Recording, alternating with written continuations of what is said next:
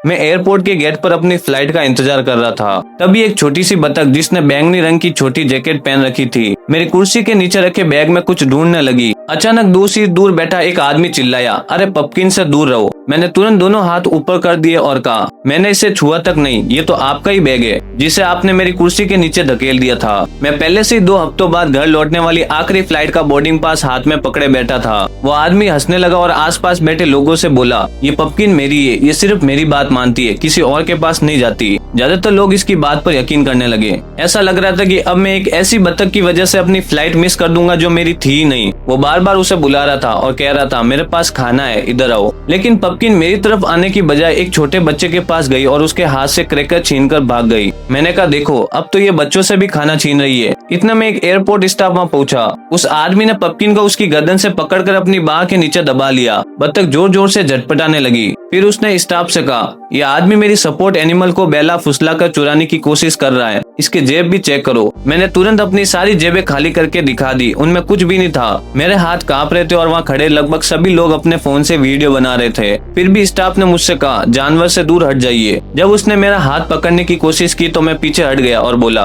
अगर तुम्हें इतना यकीन है कि ये तुम्हारी बतख है तो इसे उठाकर गेट तक ले जाओ, देखते हैं ये तुम्हारे साथ आराम से जाती भी है या नहीं। वो आदमी मुस्कुराया जैसे अपनी जीत का पूरा भरोसा हो। उसने अपना बैग उठाया और पपकिन को बाह के नीचे दबाकर गेट की तरफ चल पड़ा। लेकिन तभी सब कुछ बदल गया। पपकिन अचानक बुरी तरह तड़पने लगी। उसने खुद को छुड़ाया और सीधे उस आदमी के चेहरे पर हमला कर दिया। घबराकर उसने पपकिन और अपना बैग दोनों नीचे गिरा दिए। वो जमीन पर गिर पड़ा और चिल्लाने लगा, पपकिन मैं हूँ, मैं हूँ। लेकिन पपकिन ने उसके हाथ पर जोर से काट लिया। अब वह पीठ के बल लेटा हुआ चिल्ला रहा था, कोई इसे हटाओ, इससे मुझसे दूर करो। लेकिन वह मौजूद किसी भी इंसान ने उसकी मदद नहीं की। आखिरकार वह जान बचाकर टर्मिनल में भाग गया और पपकिन उसके पीछे पीछे दौड़ पड़ी। एयरपोर्ट स्टाफ मेरी तरफ मुड़ा और बोला, जाइए अपनी फ्लाइट पकड़ लीजिए। मैं उसके गिराए हुए बैग के ऊपर से कदम रखकर सीधे अपने गेट की तरफ बढ़ गया।